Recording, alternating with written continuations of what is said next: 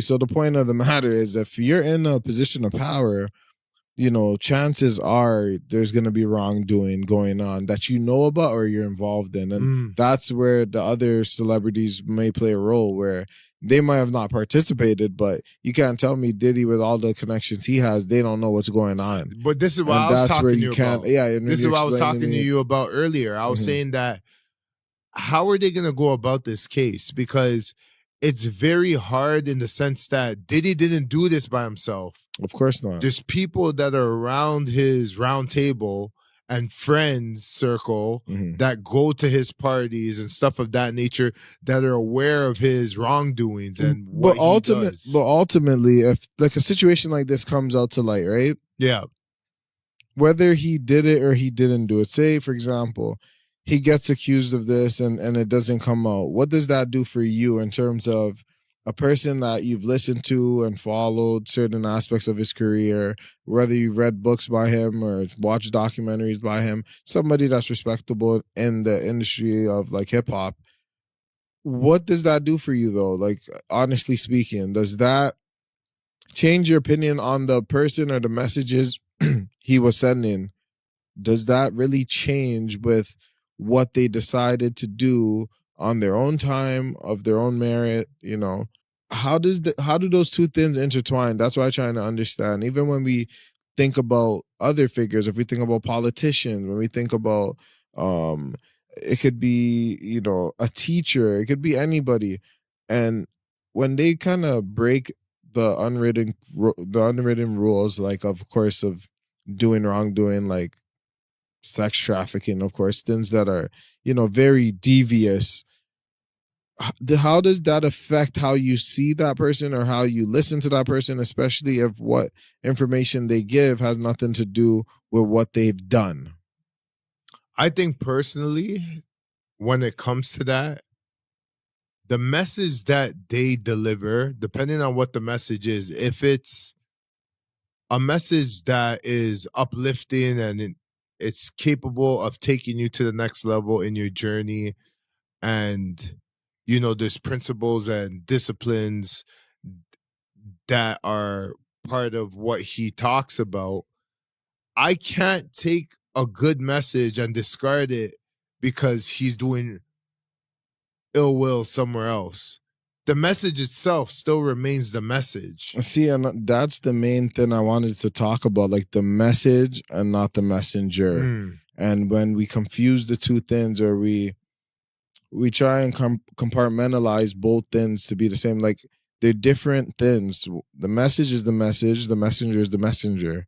So unfortunately, if we start tying things together, we lose out on people that are so-called geniuses, or people that, have pushed the culture, whether that's social culture, whether that's, it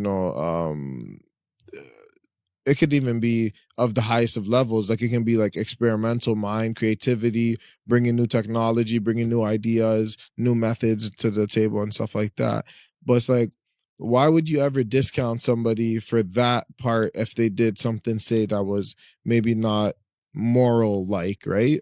And I can understand why people would, because how I see most people that I know that so-called have morals, they cannot sit with believing anything someone has to say if they're not living a certain type of lifestyle, which I believe to be incorrect.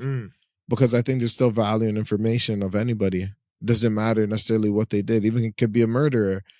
It depending on what they're saying and what credibility they have behind what they're saying, why wouldn't I listen to what they have to say about certain subjects? Well, I think the reason why a lot of people tend to put the two together is because it's an emotional response. So the logical answer would be to listen to the message, especially if the message is an uplifting message and it's one that can better your own life, right? And better and can better a lot of people's lives.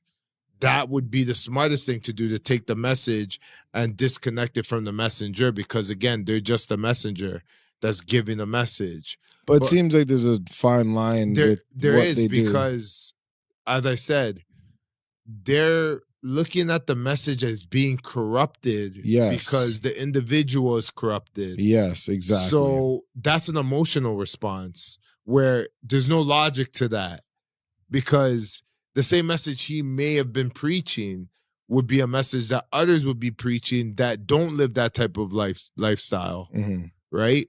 But because he's corrupted in whatever he does in his normal day life, people compartmentalize that aspect of his life and say, you know what, I don't want to be a part of that. But the thing is, I think what people always get misconstrued is that every human being is like an onion that has many layers. And every time you slice an onion, you go down one more layer. So when you look at an onion as a whole, you don't get the full picture of an individual. It's only until you keep slicing the onion where you can see the different layers of an individual. And there's certain parts of that onion that you're not going to like, while there's other parts that you will. And that goes for layers. Like there's certain characteristics. I would say characteristics is like layers of an onion. Yeah. Depending on which environment we're in will depend on, that's the determining factor of what layer you're going to see of a person. But when they see a layer that they don't like, that disrupts the whole flow of whoever you are. Yeah. Which is weird, and it doesn't make any sense, because there's still an aspect of the individual that you did like. That's what I mean. But because you've seen another side of the individual, now everything else is kapoof, gone. It doesn't make any sense anymore. This this onion is rotten. Throw it away. Yeah, and that's why I said it's interesting. But like, say you had a child and your child was looking up to somebody, and it comes out that, oh, this person did something that you wouldn't approve of. For example, like say a pedophile. You know, your kid's watching a show, and then a pedophile comes. This guy that's a teacher or runs a kid's show, he ends up being a pedophile. Most likely, you wouldn't let your kid watch the show. Yeah, of course. Right? Yes. That wouldn't be something you would do. So the reason why, even though they're given information, you would have connected their actions towards their message as being corrupt. The reason why I wouldn't let my child watch that specific show anymore is because they're too young to understand the difference. And pardon me, I mean sex offender. We'll go with that one. Oh, okay. Oh, I see. So even, for a sex offender, the reason why I wouldn't allow my kid to watch that individual is because they're not at that stage of life where they could understand the nuances of the English language and like the differences between a sexual offender and like how regular people live their life and what's wrong about what that individual is doing. Well, I'm saying for you would probably come in and say, oh, my kid probably shouldn't watch this show. But that's what I'm saying, because I'm aware. Yeah, but your child wouldn't be aware of that. But that's what I'm protecting my child, because they're not aware of it. Yeah, but if you knew the programming and when you have a child, you're going to watch the shows probably with them, and you're going to say, yeah, I approve of this show. It's not a bad show. I've seen it. There's certain shows you're going to see. So if you've seen a show that you weren't mad at, you were okay with the message, you're fine with what it taught, but then the guy that runs the show gets into trouble for something, like I said, being a sex offender, for example, would you then now change that show and say, well, we can't possibly watch the show no more because of what that person did, not what work he produced?